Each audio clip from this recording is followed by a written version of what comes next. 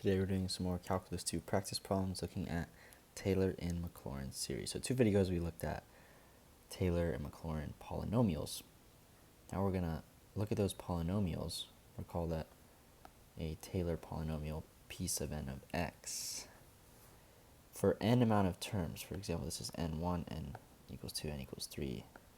N amount of terms, you'll add up this quantity, the nth derivative times x minus c to the n power over n factorial.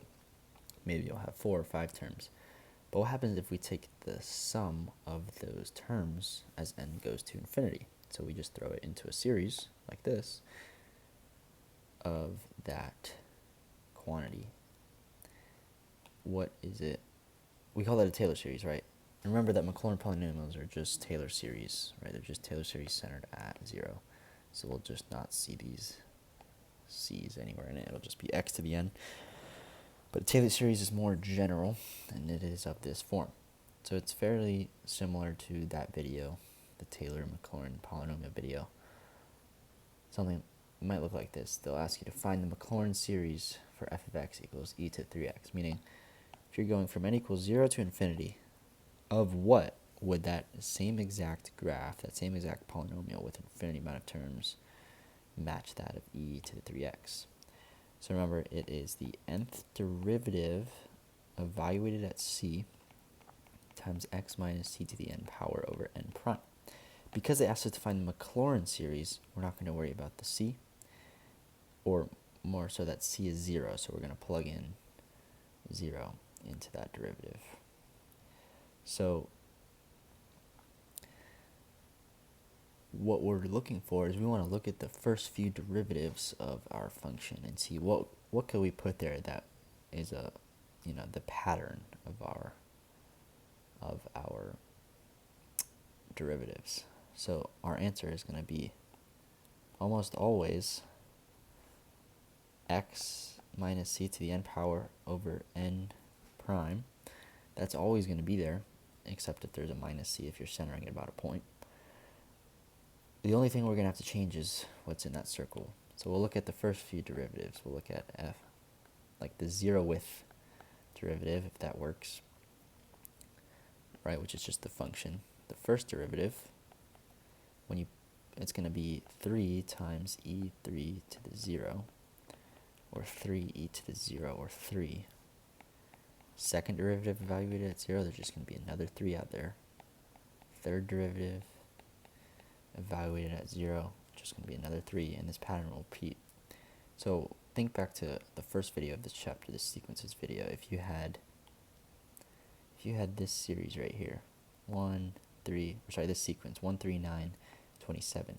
What could you say that a sequence, the nth sequence is?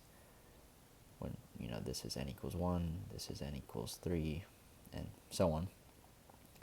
Well, because it's multiplying to the next term, we know that n is in the power.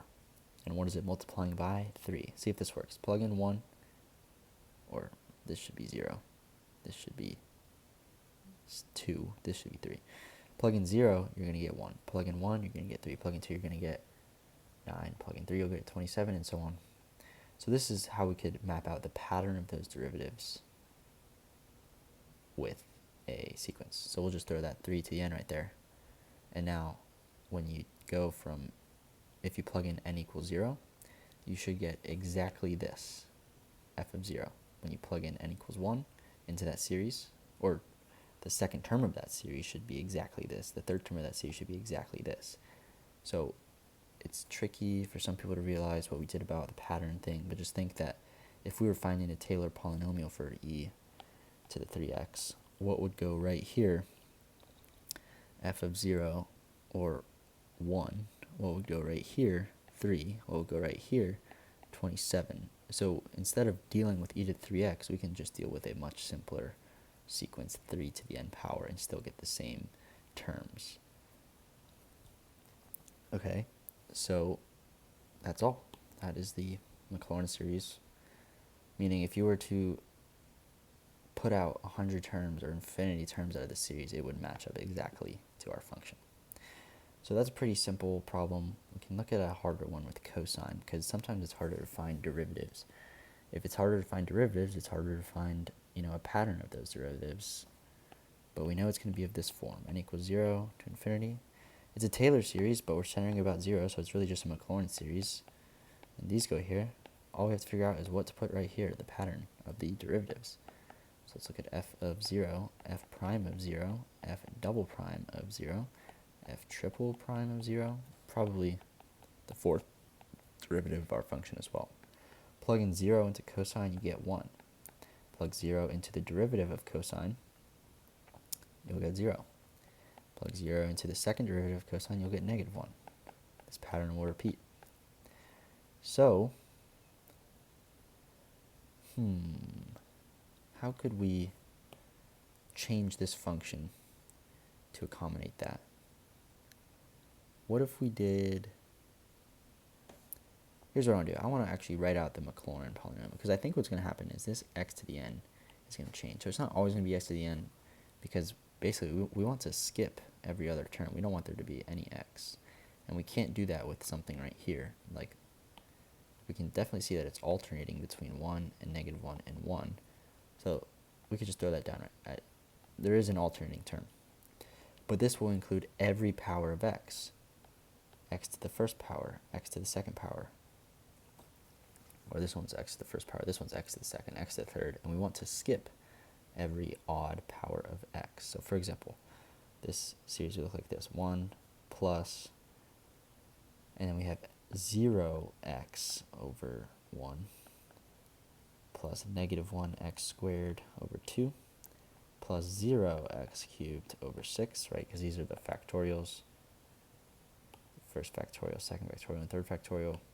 So basically, how can we change this so that we can skip all of these odd powers? Not that one, but this one and this one. We want to skip all those odd powers of x. Can we just always keep x powers even by putting a 2 in front? Would that work? Now you can see that x equals 0 will still correspond to it being 1, because x to 2 times 0 is just 1, so this will still be 1. But now when you plug in 1 into here, you'll get negative 1 to the n power times x to the x squared over n factorial. And isn't that exactly what we need for the first term after 1? Yes, a negative 1 x squared over, not n factorial. When you plug in 1, you'll get 1 factorial. So that tells me that we also need to change here, because we don't want a 1 factorial on the bottom, we want a 2 factorial on the bottom. And let's see if that will work. Let's look at now the third term. This was n equals 2. N equals 1 just stayed, or that was n equals 1. When we plug in n equals 0 into this, we're just going to get 1, which is what we want, right? We want a 1, because this is the nth term Maclaurin polynomial over here.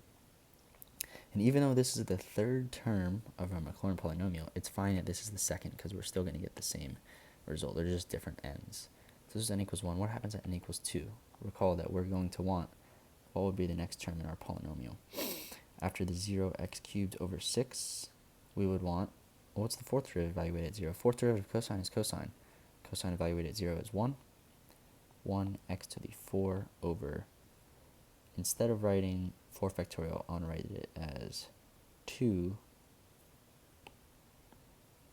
Actually, I'll write it as 4 factorial. And let's see, for n equals 2, in our series right here, we have a negative 1 squared, x to the 4 over 2 times 2, or 4 factorial. Okay, now you can see I think we got it matched up, because it exactly matches this. Notice that we did not have to change this. Like, what if every other term was alternating like we wanted, but it was all the wrong terms? Like maybe we wanted all of the odd powers of n to be negative. Well, in this case, all of our odd powers of n are negative. But what if we wanted all the even ones to be negative? We could just offset it by 1 by adding in a plus 1. So this was a tougher example. We can change we're not really ever going to touch these two. This only happens when you have to account for a whole bunch of zeros like cosine or sine, but not often are you taking derivatives and plugging in a number and it just always comes out to 0. So we're not really going to touch these too much. We're really just focused on finding this. And we can do that. So this is the completed Taylor or Maclaurin polynomial for cosine x. Another thing we can do is find the Taylor series for sine x. So sine x would be the same exact thing, right, except a little bit off. But we're not centering it at 0 anymore. We're centering it at pi over 4. So this could be tricky because now none of the derivatives will be 0. For example, f of, not 0, f of pi over 4. Remember, we want to evaluate f at that c value. So f of pi over 4, sine of pi over 4 is negative root 2 over 2. F prime is cosine, and cosine evaluated at pi over 4 is the same root 2 over 2. How about the second derivative? We're back to sine, but it's negative, so it'll be a negative root 2 over 2. How about triple? Where the derivative of negative sine is negative cosine, and negative cosine of pi over 4 is negative root 2 over 2. And then when we take the fourth derivative, we're back to root 2 over 2. So basically, if you write out all these terms, remember how I did in the first example when I wrote 1, 3, 9, 27, and we found that a sub n was 3 to the n. So now these terms are going to be square root of 2 over 2, square root of 2 over 2, negative square root of 2, negative square root of 2, no, negative square root of 2 over 2, and then another negative square root of 2 over 2, back to positive, and repeat it. So factor out all these square root of 2 over 2's to take a look at. Basically, we want to have a 1. It's always going to be root 2 over 2, so we could just factor that right out of the series. And of course, this is going to be an x minus pi over 4 to the n power now, because now it's x minus c to the n over that n factorial. Because none of our derivatives are 0, we will not have to touch this n or this n. That's just going to stay the normal n for each new term. But what are we going to put here? Is it a negative 1 to the n? Is it a negative 1 to the n plus 1? Because they're alternating. It's going to be something like that, but the only issue we're running into is that these terms do not alternate every other term. They look like this. So what kind of series or what kind of sequence could we write such that it's definitely going to have a negative 1 in there, but what is negative 1 to the power of such that every two adjacent numbers will either both be even or both be odd? Because remember, negative 1 to an even power is just 1. Negative 1 to an odd power is negative 1. So we want any two numbers like these two right next to each other, n equals 3 and n equals 4, such that when we plug that into our sequence here, negative 1 to what, they are both odd, because we just want them to be odd. So is it negative 1 to the n? Let's try n plus 1. What would happen here? Well, remember we start at 0. This is really n equals 2 and 3. Keep doing that, because this is n equals 1 and n equals 0. When n equals 0 for this sequence, 1, 2, 3, we'll look at a few. Remember, here's the pattern we're looking for. Even, even, odd, odd.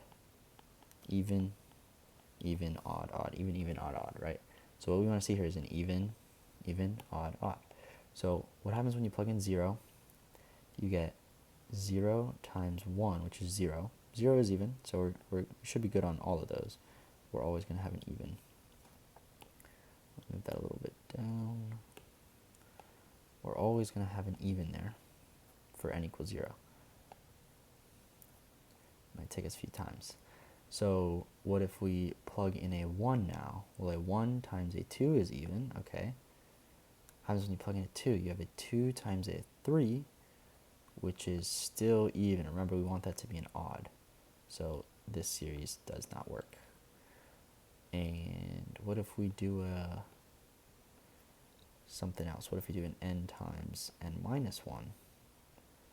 Well, when you plug in 0 to be even, obviously when you plug in 1, it'll still be even because that second term is 0, and 0 times 1 is 0, which is still even. When you plug in 2, you get 2 times 1, which is even again. So remember, we need that third one to be odd, so that the power here is odd, so that negative 1 is to an odd power is still negative 1. So that's not going to work. So we know that when we divide an even by 2, we get an even. And we know when we divide an odd by 2, we get, or sometimes when we divide an even by 2, we can get an odd.